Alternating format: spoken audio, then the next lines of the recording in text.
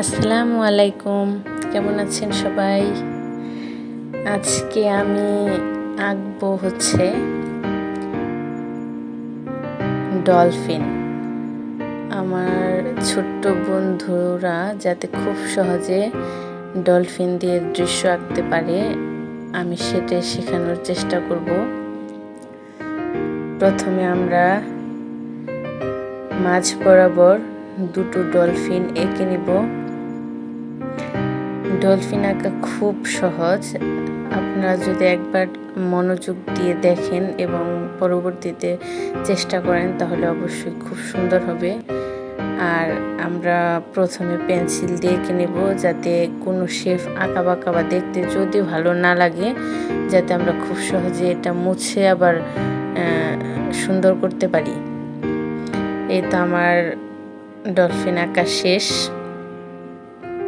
এই ছোট যেটা নিচের, এটা মনে হচ্ছিল যে মাঝ বরাবর শেপটা একটু অন্যরকম হয়েছে, এই জন্য আমি মুছে আবার ঠিক করে দিলাম। তারপর আমরা পেছনে দূরের দৃশ্য দেখানোর জন্য একটু গাছপালার শেপ দিয়ে দিব। আর এই পাশে আমরা একটু মাটির ডিবির মতো রেখেছি, এখানে দুইটা নারকেল গাছ আঁকবো। সামনে দুইটা নারকেল গাছ আঁকা কমপ্লিট হলে আমরা ওই পেছনে যে গাছপালা পাতা পাতা দিয়েছি দূরে, ওখানে দুইটা নারকেল গাছ দিয়ে দিব।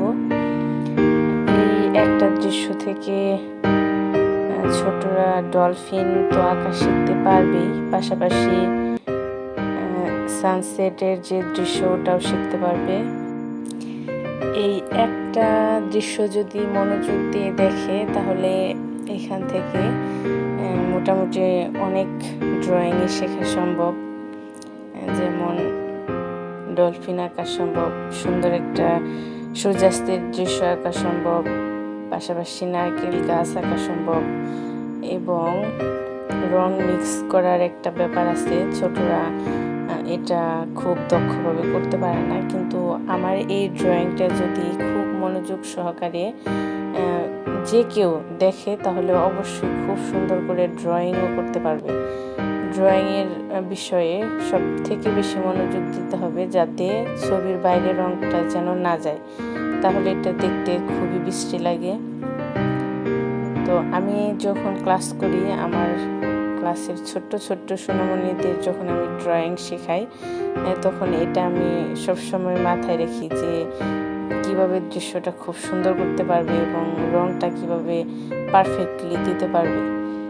কারণ আপনারা খেয়াল করবেন যে দৃশ্য আঁকা যদিও খুব খারাপ হয় কিংবা খুব একটা ভালো করতে পারে না বাচ্চা, তাহলেও দেখবেন রং করলে ওটা দেখতে খুব ভালো লাগে। রং করলে যে কোনো কিছু অন্যরকম একটা মুগ্ধতা ছড়ায়। আমি অনেকবার ছবি আঁকতে গিয়ে দেখা যায় নর্মালি আমি যতটা সুন্দর করতে পারি, কিন্তু ভিডিও করতে গেলে আমার দৃশ্য জানি না কেন মাঝে মাঝে নষ্ট হয়ে যায়। তখন আমি একবার বিরক্ত হয়ে রেখে দিই যে না, এটা আর কমপ্লিট করা যাবে না, এটা দেখতে খুবই বাজে হয়েছে।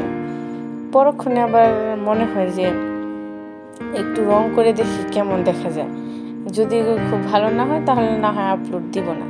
রং করার পরে দেখে আমি নিজেই মুগ্ধ হয়ে যাই যে আসলে দেখতে খুবই সুন্দর লাগে। মনেই হয় না যে এটা আঁকার সময় একটু নষ্ট হয়ে গিয়েছিল বা আমি যেরকম চেয়েছি ওরকম হয়নি।